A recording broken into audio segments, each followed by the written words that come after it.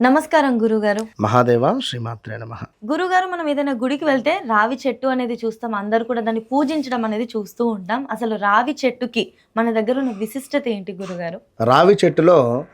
రావి చెట్టును సాక్షాత్తు మనకు విష్ణువు మూలకంగా చూడడం జరుగుతుంది. సాక్షాత్తు విష్ణు పరమాత్మునికి సంబంధించినటువంటి చెట్టే రావి చెట్టు. ఇక్కడ చేసేటువంటి దీపారాధన, ఇక్కడ చేసేటువంటి ప్రదక్షిణలు అత్యంత అఖండ ఐశ్వర్యాన్ని తెచ్చిపెడుతుంది. ప్రతి పౌర్ణమి రోజు సాక్షాత్తు అమ్మవారు ఉదయం 10 గంటల నుండి 10:30 లోపు ప్రతి రావి చెట్టు దగ్గర అరగంట సేపు కూర్చొని పోతుంది. ఇది ఎవరు నమ్మినా నమ్మకున్నా అక్షర సత్యం. సాక్షాత్తు మనకు అమ్మవారు చెప్పినటువంటి పరిస్థితి విన్నరా? మనకు పురాణాలలో ప్రతి పౌర్ణమికి రావి చెట్టు వద్ద ఈ 10 నుండి 10:30 లోపు ఎవరైతే దీపారాధన చేసి అక్కడే కూర్చుంటారో వారికి మోక్షం లభిస్తుంది. ఒక్కటే పాయింట్గా. ఇక దీనికి సంబంధించిన పెద్ద కథ ఉన్నది చెప్తా, ఇది మాత్రం గుర్తుంచుకోండి. సో ప్రతిరోజు రావి చెట్టుకు దీపారాధన చేయడం ద్వారా పాజిటివ్ వైబ్రేషన్స్ మనకు ఉంటవి, లక్ష్మీ కటాక్షం కలుగుతుంది. ఇంట్లో మనకెవరైనా చెడు ప్రయోగం చేసినా చెడు అనేటువంటిది మన దరిదాపుల్లోకి కూడా రాదు. అన్నిటికంటే ముఖ్యంగా మనకు వెనుకటి కాలంలో చక్కటి ఒక బ్రాహ్మణుడు ఉండేవాడు. అట్టి బ్రాహ్మణుడు చక్కగా ఉదయము మధ్యాహ్నము సాయంత్రము త్రిసంధ్యావందనం చేసుకునేటువంటి బ్రాహ్మణుడు. మరి చక్కటి కుటుంబము, భార్య, ఓ కొడుకు, చక్కటి జపాలు, చక్కటి అనుష్ఠానం చేసుకునేటువంటి ఆ యొక్క బ్రాహ్మణునికి ఒకరోజు మరణం సంభవిస్తుంది. మరణం సంభవించేటువంటి క్రమంలో ఇవాళ రేపు అంటుంటారు కదా, అధికంగా పుణ్యాలు అధికంగా పూజలు పుణ్యాలు చేస్తూ ఉంటాం, చేసేటువంటి వారికి కష్టాలు, మరణిస్తూ ఉంటారు వీరే అధికంగా అని చెప్పి కూడా అంటారు. సో ఇక్కడ మరి యొక్క బ్రాహ్మణుడు చనిపోయిన తర్వాత పాప అతనికి 3-4 ఏళ్ళ పిల్లవాడు. వాళ్ళ తల్లి ఆ శ్మశాన వాటికలో చితి కాలుతూ ఉండగా ఈ పిల్లాన్ని కాస్త అక్కడ రావి చెట్టు ఉంటే రావి చెట్టు తొర్రలో ఈ అబ్బాయిని పెట్టేస్తుంది. వెళ్ళిపోయి సతీసాగమనం చేసుకుంటుంది. అదే మంటలోకి వెళ్ళిపోయి దూకుతుంది. నా భర్తే లేడు, నా జీవితం ఎందుకు అని. ఈ పిల్లవాడికి ఎటు చూసినా చీకటి, రావి చెట్టు. అలా ఉంటూ ఆ రావి చెట్టుకు కాసేటువంటి కాయలు అందులో పడుతూ ఉండగా అవి తింటూ పెద్దవాడవుతాడు. పెద్దవాడంటే లైక్ ఒక 6 to 8 years అట్లా అయ్యే క్రమంలో అటువైపుగా నారదుడు వెళ్తూ ఉంటాడు. నారదుడు వెళ్తూ ఉండగా అక్కడ ఏదో చప్పుడు అలజడి అనిపిస్తే అడవిలో ఆ శ్మశాన వాటికలో వెళ్ళి చూస్తాడు. చూసేవారికి అక్కడ బాలుడు ఉంటాడు, పిల్లవాడు. అదేమిట్రా ఇక్కడ ఏం చేస్తున్నావు, ఈ శ్మశాన వాటికలో ఈ రుద్రభూమిలో ఏం చేస్తున్నావురా బాబు, ఎవర్రా నువ్వు అంటాడు. అదే నేను మిమ్మల్ని అడుగుతున్నా, నేను ఎవరిని నాకు తెలియట్లేదని అడుగుతాడు. మీ నాన్నగారి పేరు ఏమిట్రా బాబు అంటే మళ్ళీ సేమ్ రిపీట్కి వచ్చాను. మా నాన్నగారి పేరు ఏమిటి మీరే చెప్పండి. అప్పుడు నారదుడు తన దివ్య దృష్టితో చూసి, ఓహో ఇతడు ఈ బ్రాహ్మణుని యొక్క అంశ కొడుకు, ఓకే అని చెప్పి ఇతనికి చెప్తాడు. మీ నాన్నగారు ఒక గొప్ప పండితుడు, ఒక గొప్ప వేదాలు ధర్మాత్ముడైనటువంటి మనిషి, పూజలు పునస్కారాలు కానీ ఆ యొక్క జపాలు కానీ అనుష్ఠానం చేసేటువంటిది. మరి అలాంటి అతనికి పుట్టినటువంటి నీకు కూడా విపరీతమైనటువంటి సాధన ఉంటుంది. నువ్వు జపం చేసుకో, జపసాధన చేసుకుంటే నీకు మంచి మోక్షం లభిస్తుంది అంటారు. మరి మా నాన్నగారు ఎందుకు మరణించారు అనగా, ఒకానొక సందర్భంలో ఒక రాక్షసుని చంపడానికి మాకు ఒక బ్రహ్మాస్త్రం కావాల్సి ఉండే. ఆ బ్రహ్మాస్త్రంలో భాగంగా మీ నాన్నగారికి సంబంధించినటువంటి వెన్నెముక అవసరం పడి తనని చంపడం జరిగింది.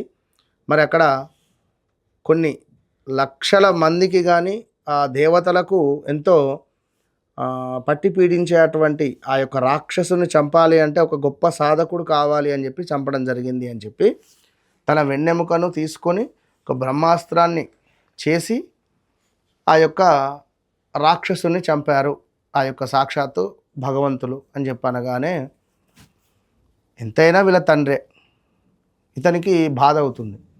మరి ఎందుకు అంటే మీ తండ్రి గారికి ఏలినాటి శని ప్రారంభమైంది, ఏలినాటి శని ప్రారంభమైనటువంటి క్రమంలో తను మరణించాడు. సో యోగం ఏర్పడదు అక్కడ, తన మరణం ఒక గొప్ప అయింది అక్కడ. మరి నాకెందుకు ఇట్లా జరిగింది, నాకు ఈ 3-4 సంవత్సరాలకి అంటే నీకు కూడా ఏలినాటి శనే సంభవించింది, నీకు ఈ విధమైనటువంటి దరిద్రం చీకటి చెరసాలలో చీకటి నా ఈ యొక్క రావి చెట్టు త్వరలో ఉన్నావు నువ్వు, చీకటి అంటేనే శనేశ్వరుడు అని చెప్తాడు. ఆహా, దీనికి అంతటికీ మూలము శనేశ్వరుడా అని చెప్పి ఆ పిల్లవాడు అనుకొని ఓకే అని చెప్పి సాధన మొదలు పెడతాడు, జపం. సాక్షాత్ కొన్ని రోజులు చేయంగా బ్రహ్మదేవుడు ప్రత్యక్షమే ఎవరైనా ఆయన ఏం వరం కావాలి కోరుకో అంటాడు. అప్పుడు ఈయన పేరు పిప్పలుడు, ఈ అబ్బాయి పేరు.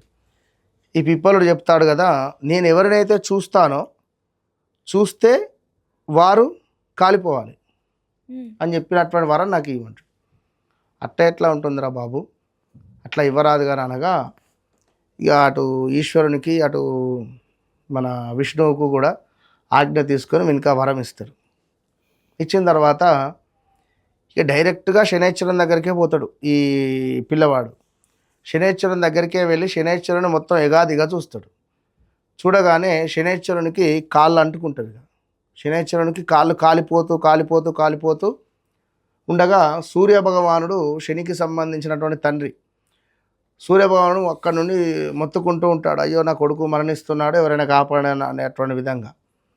అప్పుడు విష్ణుమూర్తి కూడా ఏం చేయలేని పరిస్థితి. సో ఈ క్రమంలో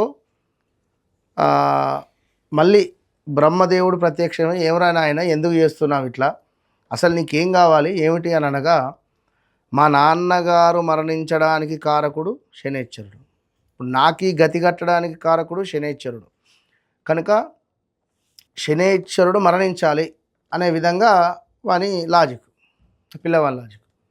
సో అలా జరగకూడదు, అలా జరిగితే ప్రకృతి విరుద్ధము అని చెప్పి వేరే ఇంకేమైనా వరం కోరుకో అని చెప్పనగా, రావి చెట్టుకు ఎవరైతే దీపారాధన చేస్తారో ప్రతిరోజు కానీ ప్రదోషకాలంలో కానీ వారికి శనికి సంబంధించిన ఇబ్బందులు ఉండద్దు. సో నేను ఇన్ని రోజులు రావి చెట్టులో ఉన్నా కనుక, ఇన్ని రోజులు రావి చెట్టే నాకు నీడ ఇచ్చింది కనుక, ఇది విష్ణు స్వరూపకంగా అంటున్నారు కనుక రావి చెట్టుకు ఎవ్వరు ప్రదోషకాలంలో కానీ ఉదయం కానీ ప్రదక్షిణ చేసిన వారికి దీపారాధన చేసిన అనుగ్రహాన్ని మీరు కల్పించాలి, తదాస్తు అంటాడు.